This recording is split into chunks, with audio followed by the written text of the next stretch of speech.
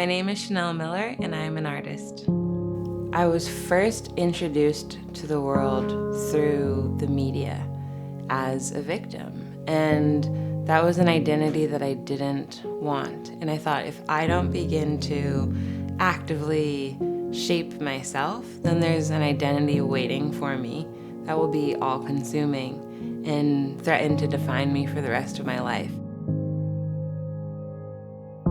Art requires imagination, and imagination is the key ingredient to empathy. That's the power of art, is letting people see how you move through the world, to see what experiences you've endured and how that's shaped who you are today. Growing up in Palo Alto, my mom would always take us to the Asian Art Museum. Whenever I visited the Asian Art Museum, it never once occurred to me that it was a space where I could be celebrated and be seen.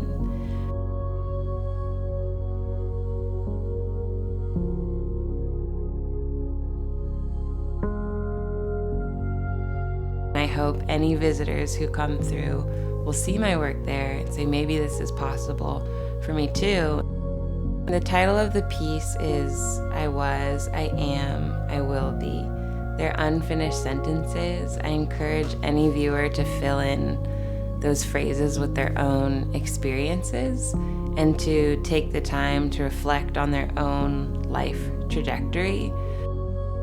The first phase is I was, and that character is reclined. I wanted that character to be dormant, because the past is fixed. You can't change it, and you can't manipulate it in any way. Then we move to I am. That character is sitting cross-legged.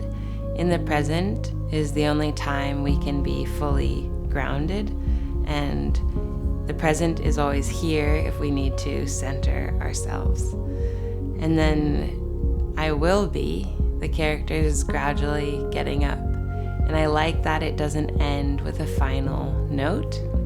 The character isn't raising its arms in victory, just kind of exiting the panel with the gaze upward, indicating it's forward-facing and looking forward to whatever may come into its life. I think a lot about healing through my work. In the book, I talk about how healing is not linear, it's cyclic. It's about returning to that awful place to forge something, how you're gonna let your past experiences inform your current character.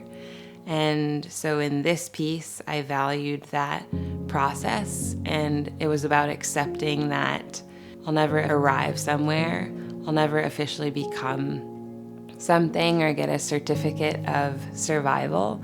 It's more that I'm in this state of constant becoming, and that's a beautiful thing.